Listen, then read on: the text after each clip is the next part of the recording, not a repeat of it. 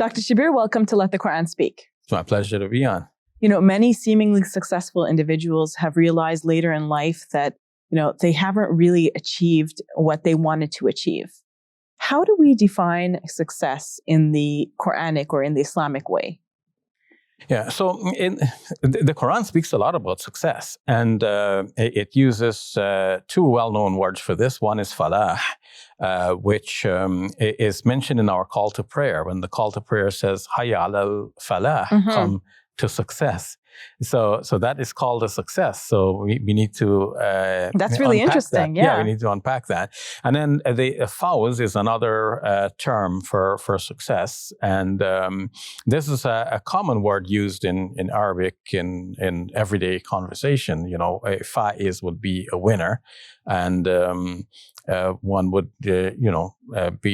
use that term to describe the person who has actually won a race or something like this. So the fawz that is being spoken about in the Quran is the Quran calls it al-fawzul kabir, that is the ultimate and great success. That is the success in the life hereafter, entering paradise, being in God's good pleasure, and that achievement of God's good pleasure, that is what is referred to in the Quran in one verse as al-fawzul kabir, the great success. So it's interesting because when we talk about success in our time, we often talk about someone who's doing well in their career, someone who has wealth, someone who has prestige, someone who's a leader, perhaps. This person is successful. We don't often think of a person who prays as being successful, right? Yeah, that's right. That's right. So people confuse what is people do not know what is success. Success is really difficult to define in a general way. And some of the experts on this, like for example, there's an article on the website success.com. I can't believe you went to check this website. Well, only because in preparation to discuss this topic. And in that article, it is mentioned that people have varying definitions of success. To each individual, it looks like success is going to be different.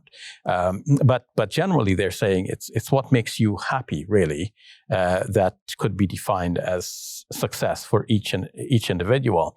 Is it happy or like contented? I think more like contented, but I think the term they use is happy. Okay. But I would go with contented.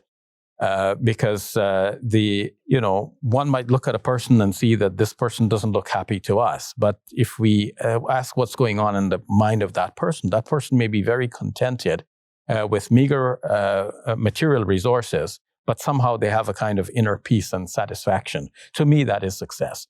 But the ultimate thing about defining success is that, like, what makes the person in the end feel that they have achieved what they wanted? Because if you don't feel that you have achieved what you wanted, then there is always this longing for something more. Somebody could be climbing up a mountain, and then they get to the top. And I think this analogy was used in one of the articles I referred to, maybe the one on success.com or another one that I looked up online.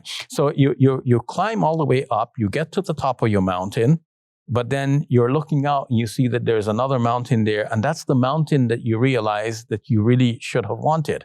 So before you start this climb, be sure that you're climbing the right mountain. So it's like Steve Jobs, right? At the end of his life, he said, I didn't really achieve what I wanted to achieve in life. I've gotten all this success, I have all this wealth, but I feel like something is missing, right? Yeah. So it's a good idea to define for yourself, like, what do you really mean by success? Because people have a vague idea and they could be running off in several directions. Sometimes people see the S's in the word success as dollar signs. So for some people, success means I have to have a lot of money. Or some people look at the C's, and to that, that means cash and cars. But success really has to do with inner peace. The Quran speaks about having what the Quran calls qalbun salim, a wholesome heart. So the Quran says, "Illa man atallaha bi qalbin salim," except those who come to God with a wholesome heart. So do you think that's how the Quran defines success then?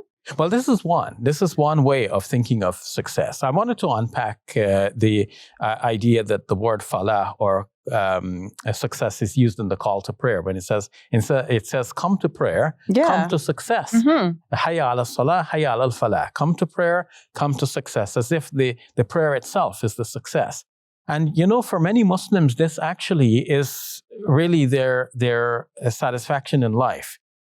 Some Muslims would just like to move close enough to the mosque so that they can conveniently go and pray in the mosque. Of course, now under the pandemic situation, they're deprived of this, and we ask Allah to remove this pandemic from the world so that our places of worship can be reopened to full capacity in a way that is safe for us and pleasing to Him, and He, make us among those people who do frequent the mosques.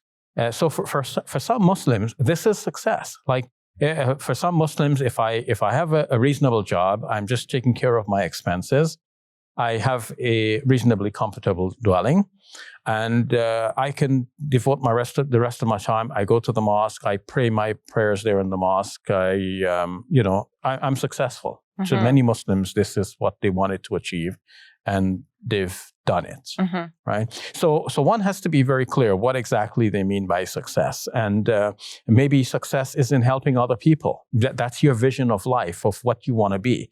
And you see yourself in the future, this is what I'm going to work towards. I'm going to work towards a goal of placing myself in such a situation where I'm going to be helping people. Maybe a doctor says, okay, I'll work for so many years, I will earn some money, I will save up enough so that I can retire from my profession, and I just want to go live in a region where I can perform my medical services for free to the people who are most deserving of this. So that is success. It's not defined in the amount of money that you have, but in your achievement of that vision for yourself, that this is what I am, and this is how I'm going to, live my life. Dr. Shabir, this is a bit of a personal question. How would you define success for yourself? For myself, I would say that my definition of success for myself is that I want to please God by explaining the Quranic message to Muslims and non-Muslims in a way that is reasonable and makes sense, so as to draw more and more people to that message so that they can appreciate it and see its wisdom and beauty. And of course, for me to be following that myself. Well, of course, this is your life mission. So thank you for sharing that, Dr. Shabir. You're welcome. If you enjoyed this video, click like and subscribe. And please donate to support our work at QuranSpeaks.com.